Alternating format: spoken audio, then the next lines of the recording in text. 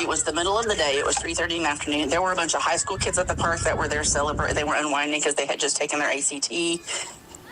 There were a couple of other parents with their kids. There was a lady there with a stroller. That's how this mother of a 7-year-old girl describes Langan Park Tuesday afternoon, much like we found it this evening.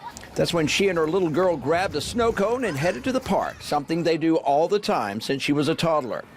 But around 4:30 Tuesday afternoon, that tranquil day in the park was about to be interrupted by gunfire, and lots of it.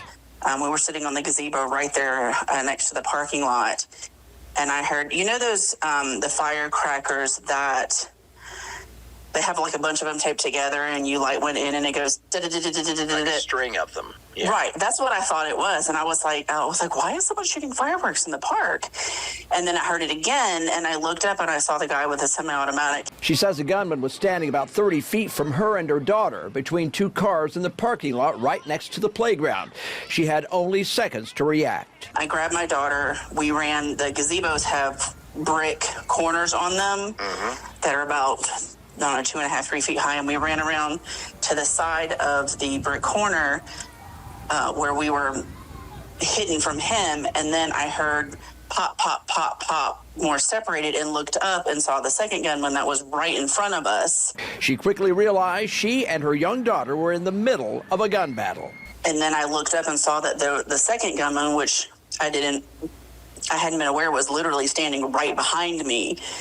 So we circled back around a little bit further behind it, and I could still see both of them from where we were.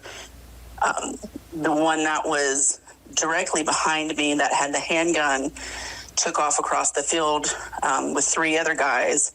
And then I had my daughter run to, there's another gazebo closer to the lake that has like a higher wall of brick where like, I guess they put the garbage cans and stuff.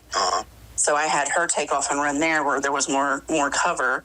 The guy that was in between the cars stood there for a few more minutes, and then he took off. It was pop, pop, pop, pop, pop, pop.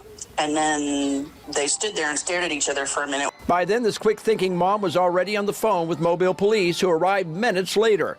But the gunmen were gone, leaving behind dozens of terrified people.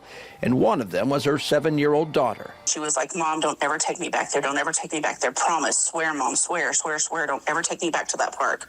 And we've been to the playground there since she was like 3 years old. She just turned 7 on Sunday. This has taken a chunk of her childhood away from her then.